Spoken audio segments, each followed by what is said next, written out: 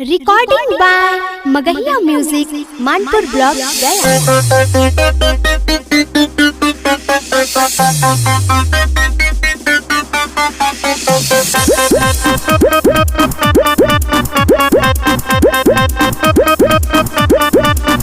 Music by PM Bihari.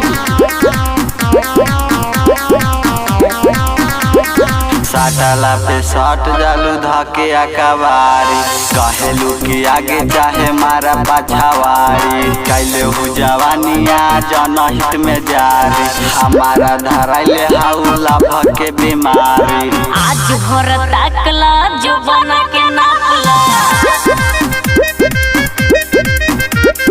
हमरो जवानिया के नजरी में छापला ए राजा आवाना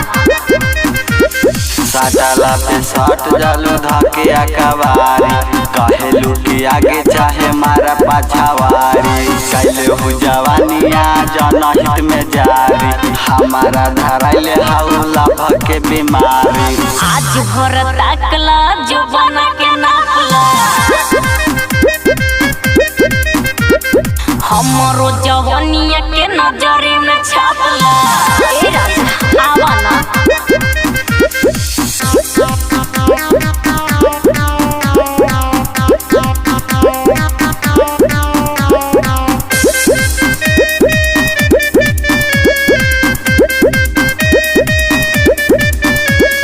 तोहरा भेटाई न जवानिया के रस हो बढ़े टेम्परेचर कहे लगवा तू बस हो तहारो जवानिया जे मारी है उफान हो बंद करके रखना जवानी के दुकान हो आज भर ताकला जो बना के नापला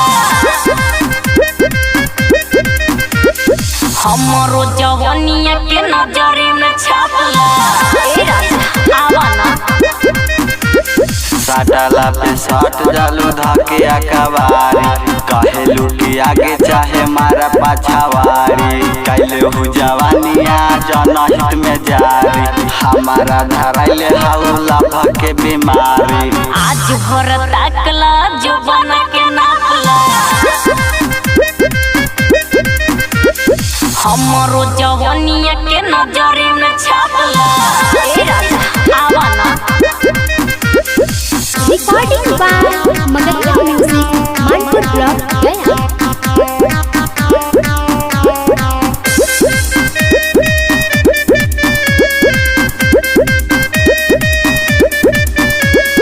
राज सुरीला काहे माने ले ना बात के हटाना मुआई दे मजबना से जात के कर बरदास रात बाटे आते बाकी रात भर होई आज से दिया पे पाकी आज भर ताकला जो बना के नापला हमारो जवानिया के नजरी में छापला साटला पे शॉट जालू धके अकबारी कहेलू कि आगे चाहे मारा पाछावारी कैले हु जवानिया जनहित में जारी हमारा धराइले हाउला भके बीमारी आज भर ताकला जो बना के नापला हमरो जवानिया के नजरी में छापला ए राजा आवाना recording by Magahiya music Manpur block Gaya.